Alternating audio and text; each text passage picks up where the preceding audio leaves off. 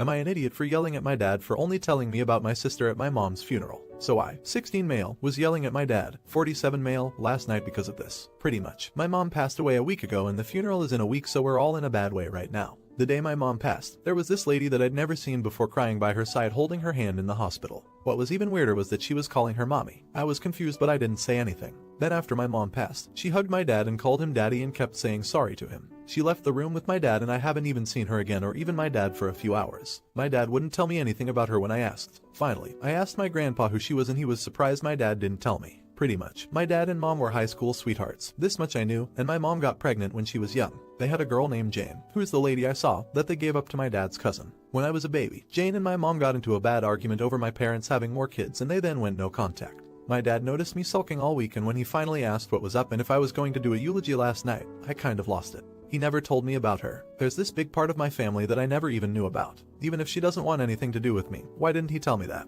He didn't say anything to me, but my aunt heard and chewed me out. Since then I've felt terrible and I know I didn't take my dad's feelings into account. I really feel like I shouldn't have yelled at him and I should have handled it differently. Update. Thanks to everyone who said I wasn't wrong and it gave me confidence to talk to my dad. We both apologized to each other, but we didn't talk about it anymore cause dad said he only could if she wanted to. Anyway, I didn't see Jane again until the funeral where she came with a little baby. I have a niece too. We were all crying, but she gave her baby to my dad and was crying worse than everyone else, screaming mommy and just hugging her body until my cousin got her to sit. So it was me to my dad's left and her to his right. So weird to type about now, but I couldn't before. But I managed to calm down enough to give a eulogy. I didn't want to, but my grandpa begged me to and I couldn't say no to him. I gave a short one about how much I loved mom, how she's with my baby sister and big brother now and how we'll never forget. Afterward, all the close family went home and we watched videos of mom as a kid. There Jane told me I gave a good speech, let me hold my niece and gave me a kiss on the forehead before she left. That was it till a week after when dad called her over and had us sit down. He gave us both our birthstone rings with mom's ashes in the rocks, and then told us he's sick too and has till August really and didn't tell us because of mom.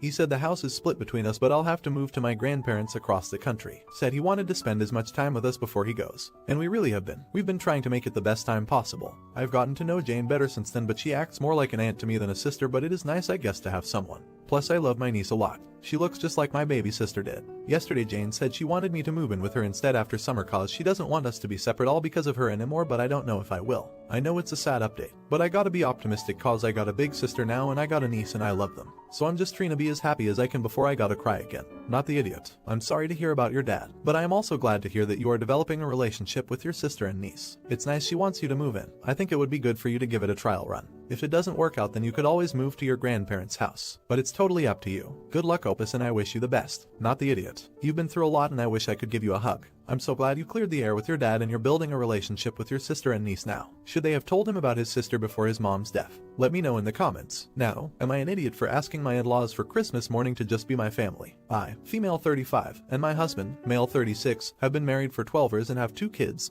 13 over 9. My husband and I met at college and settled in my hometown to raise our family. My husband is from out of state and all of his family is spread out. We live about 7 hours from his hometown and try to visit at least twice a year. His family have not visited us in 7 years. They travel often, for pleasure or to see other families, but never to see us. Now to the issue. My husband's family, siblings, spouses, children, and parents all decided they would come to visit us on Christmas this year. Christmas is my absolute favorite holiday. Although I wasn't initially thrilled at changing my Christmas plans, I jumped at the opportunity to have everyone visit us for the holidays for once instead of us traveling. During the initial discussion, I mentioned that we would love to have everyone come, but that we would want to keep our Christmas morning tradition of just the 4 of us, me, husband, and kids, opening gifts together. One sibling immediately called my husband and asked why they couldn't come over to open gifts on Christmas morning. My husband explained Christmas morning was the time we always set aside for just us and the kids to spend together. We told them we would get up as early as needed to not interfere with their visit and make sure they could still come over when they got up on Christmas morning. I told my husband I was willing to only open some gifts during our private time with the kids, and save others for when everyone arrived so they could still see the kids open gifts. We don't typically exchange gifts with his family, so I didn't realize opening gifts together would be a big deal. After the conversation with his sibling, we were under the impression everything was good.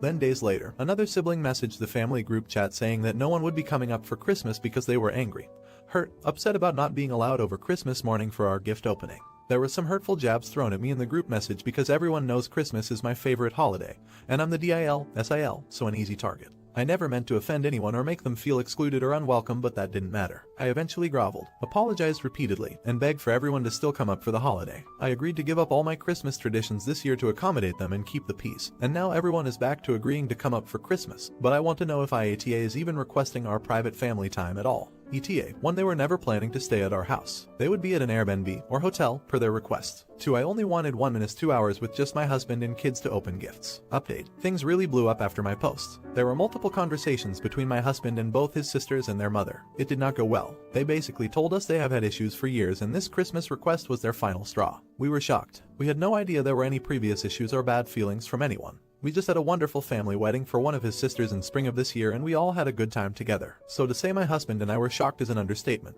Of course, we asked about these previous issues to see what we had done and how we could go about fixing it. They were unable to offer any specific examples. Just said there was a lot they had kept in for years. No specific incidents or behaviors they could point to and say this bothers us or this upset us. So we were still just as lost as ever as to why this seemingly happy family dynamic was now trash. Then the bomb was finally dropped and we were educated about the issues. Their main issue seems to be my race. I am white, my husband is black. His family apparently have a problem with this and with me because of this. I was floored. Out of all the issues I imagined, this was never one. Of course it was always a fear of mine, that I wouldn't be accepted into the family. I just never thought it would actually be true. I thought it was always my insecurity. It wasn't. Luckily, my husband is as amazing as I said in my original post. He defended me and us 100%. He has gone LC and I have gone no contact. He also forbade them from trying to contact me after the things they said. So that's it. No happy reunion or warm fuzzy feelings in this update. But at least we know the truth now and can proceed with the new knowledge. My husband, myself, and our kids will still have a wonderful Christmas. Not the idiot. I'm glad you two investigated deeper to try and get an answer to the situation and found out the root issue. I am glad you and your husband have drawn boundaries to protect yourselves and your children from them. Not the idiot. Wow, I just read your original post after seeing the update. I am so sorry that you and your family have to go through this. I hope you will still be able to have a wonderful Christmas with your husband and kids. Hope he's doing okay too. Should Opus have cut off their family sooner? Let me know in the comments. Now, am I the idiot for making my sister leave my house after her joke about my son's mom ditching us? My son Jack is going to be too soon. His mom Annie has a complicated history in how this all happened. Her husband passed away and 3 months after that, we slept together. We were barely friends at the time so I didn't know until after our first night together that she'd recently become a widow. But she told me she was really lonely and just enjoyed that physical connection. So for about 8 months that's how it was, we didn't see each other too often. Then we found out she was pregnant. She wanted to go through with the pregnancy and I fully supported her if that was what she wanted. The thing was she still had a lot of grief and when my son was born it was hard for her to connect with him. She said she felt guilty having a baby with another man after losing her husband. By the time Jack was 4 months she hadn't gotten any better and her mental health completely deteriorated. I took over with him full-time after this since she wasn't in the best place to be a mother. Annie still visited a few days out of the week for a short period but I was doing most of the childcare while she went to therapy. Then she was in the hospital for a while. She couldn't come over much during COVID except for video chats so she's essentially become a stranger to him.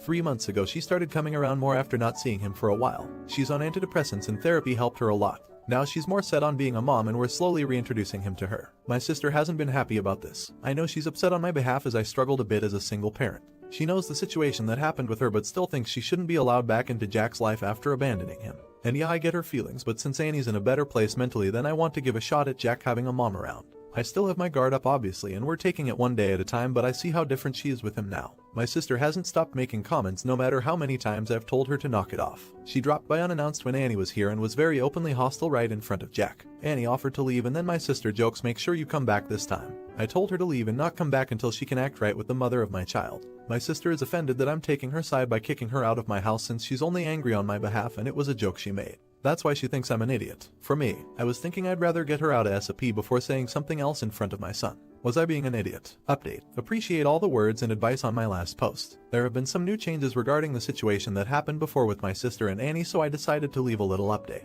Many of you were right about my sister's negativity possibly affecting the relationship between Annie and Jack. It's also reassuring to know that we were making the right call here. The last thing I wanted was to make Annie feel bad for things that were out of her control. At first when I talked to my sister we got nowhere. I even brought up what some of you said here. Would she feel the same if Annie had been in the hospital getting treatment for cancer or some other physical illness? My sister claimed that's not the same thing and we had to have a deeper conversation on why it is exactly the same thing. Annie was not in the right place mentally to be a fit parent and decided to get help. There was no need for her hostility towards Annie now that she's gotten the treatment she needs and we're taking steps to bring her back into Jack's life. My sister and I still didn't see eye to eye so that's when I made the decision that she wouldn't be allowed around us for a while, and stuck with the same condition I made in my original post. We didn't talk for almost 2 months then I guess my sister finally realized I wasn't gonna budge so she agreed she'd be nicer to Annie, and won't talk badly about her in front of Jack. Thought this meant things would turn around but unfortunately it didn't end that way. Even after giving her a second chance, she still couldn't hold back from sending a message to Annie letting her know she's only doing this for me but she will never be okay with her, calling her a terrible mother among other things. She was counting on Annie not to show me this since it would cost her son his aunt like it said in her message. Oh yeah, I was pissed. Another talk with her, I decided she's not having any contact with us at all. As much as it pains me, I can't have that kind of negativity around my son or his mother. Their relationship has been rebuilding nicely and this is a crucial time for all of us. We don't need the extra drama. On a positive note, Jack has really warmed up to his mom and it's a beautiful sight to see. I'm happy Annie is getting somewhere with him and they seem to be getting closer every day. So not all bad news, right?